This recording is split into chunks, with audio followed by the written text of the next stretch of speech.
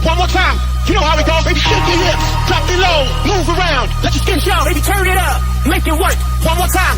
You know how we go, baby. Shake your hips, drop it low, move around. Let your skin show, baby. Turn it up, make it work. One more time. You know how we go, baby. Shake your hips, drop it low, move around. Let your skin show, baby. Turn it up. You know how we go, baby. Turn it up, turn it up, turn it up, turn it up, turn it up, turn it up, turn it up. You know how we go, baby. Turn it up.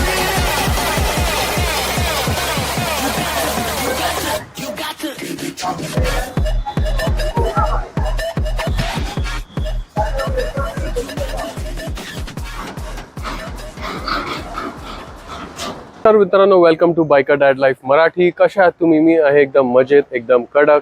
तर आज ह्या व्हिडिओमध्ये आपण बघूया the 2023 Royal Enfield Interceptor 650 and both the Continental GT. दोनों 2023 चे हे versions आहेत आणि ह्याच्यामध्ये तुम्हाला काय काय नवीन भेटतंय, काय काय सिमिलर आहे दोन्ही मोटरसायकल्समध्ये आणि काय काय वेगळं भेटतंय हे पण मी सांगेन मी तुम्हाला ह्यावाल्या व्हिडिओमध्ये.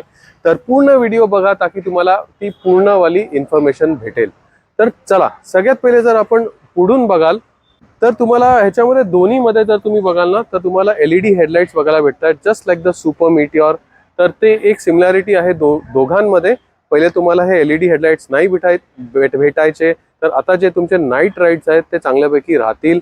सेकंडली, जसं मी तुम्हाला सांगितलं, तुम्हाला आता अलॉय व्हील्स बघायला भेटतात दोन्ही व्हर्जन्समध्ये. तर ह्याच्यामध्ये तुम्हाला पुढे मागे दोन्ही 18 इंचचे अलॉय व्हील्स बघायला भेटतात, तर विच इज गुड. तर पंक्चरचं तुम्हाला टेन्शन काहीही राहणार नाही. पण ह्या व्हील्समधनं आता जर आपण टायर्स बघितले तर तिथे एक चेंज आहे, कारण तुम्हाला जे इंटरसेप्टर आहे ना त्याच्यामध्ये तुम्हाला C8 झूमचे टायर्स बघायला भेटतात. आणि जर आपण कॉन्टिनेंटल GT बघितली ना त्याच्यामध्ये तुम्हाला वेडस्ट्रियनचे सेंच्युरो ST टायर्स बघायला भेटतात.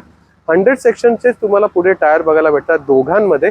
पण जर आपण पाठी बघू ना तर पाठी तुम्हाला ह्याच्यामध्ये जो आहे तो रेडियल टायर बघायला भेटतो आणि त्याच्यामध्ये नॉर्मल तुम्हाला टायर बघायला भेटतो C8 झूमचाच. तर तो एक डिफरन्स आहे. ती जी आहे ती एक रोडस्टर आहे जी इंटरसेप्टर 650 आहे, आणि जी कॅफे रेसर आहे त्याच्यासाठी थोडं मोर बेटर रायडिंगसाठी तुम्हाला कंपनीने जो रेडियल टायर दिलेला आहे. तर हा एक चेंज बघायला आपल्याला भेटतो.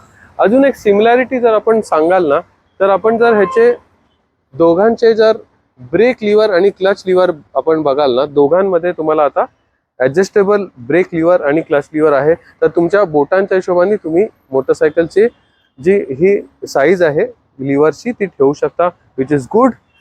तर दुसरी गोष्ट, तुम्ही जर ग्रिप्स बघाल ना दोघांमध्ये आता तुम्हाला ग्रिप्स जे आहेत ते J प्लॅटफॉर्मचे ग्रिप्स दिलेले आहेत for better comfort. J platform म्हणजे तुम्हाला क्लासिक 350 आणि हंटर जी आहे त्याच्यासारखे तुम्हाला ग्रिप्स बघायला भेटतात. रोटरी स्विचेस पण आपण जर बघू ना दोघा मोटरसायकल्समध्ये तुम्हाला आता हे प्लॅस्टिकचे बघायला भेटतात. आधी जे आहेत तुम्हाला कास्ट ॲल्युमिनियमचे भेटायचे पण ते चेंज केलेले आहेत.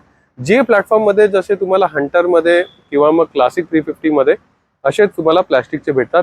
तेही आता तुम्हाला कॉन्टिनेंटल GT मध्ये आणि इंटरसेप्टर 650 मध्ये बघायला भेटतात. इंजिन पण आपण बघू तर आता तुम्हाला ब्लॅक आउट इंजिन बघायला भेटतंय, प्लस पाईप वगैरे पण आहे, एक्झॉस्ट वगैरे पण आहे. दोघांमध्ये दोन्ही मोटरसायकल्समध्ये तुम्ही जर बघाल तर तुम्हाला ब्लॅक आउट जर भेटलेलं आहे. जे पहिले जे तुम्हाला क्रोम फिनिश भेटायचं ते आता नाही भेटत ह्याच्यामध्ये. ऑब्व्हियसली तुम्हाला जे क्रोम फिनिश आहेत त्याचे पण तुम्हाला ह्याच्यामध्ये इंटरसेप्टरमध्ये 5 कलर्स बघायला भेटतात आणि ह्याच्यामध्ये जे आहे ते तुम्हाला 4 कलर्स बघायला भेटतात. पण जे अलॉय व्हील्स आहेत त्याच्यामध्ये तुम्हाला इंटरसेप्टर 650 मध्ये आता 2 कलर बघायला भेटतात आणि ह्याच्यामध्ये पण कॉन्टिनेंटल GT मध्ये पण तुम्हाला 2 कलर्स न्यू बघायला भेटतात. तर ह्याची जर प्राइस सांगितली तुम्हाला इंटरसेप्टर 650 ची ती 3,21,000 आहे एक्स शोरूम, आणि जर कॉन्टिनेंटल GT ची तुम्हाला सांगितली तर 3,39,000 आहे एक्स शोरूम. आधी जे तुम्हाला रस्टिंग वगैरे फिटिंग वगैरे व्हायचं इंजिनच्या क्रँकच्या कव्हरवर तेही आता नाही होणार, कारण आता ब्लॅक आउट आहे इंजिन. तर तुमचा ते रस्टिंगचा इश्यू होपफुली आता सॉल्व्ह झाला आहे तुमच्या दोन्ही कॉन्टिनेंटल GT मध्ये आणि इंटरसेप्टर 650 मध्ये पण.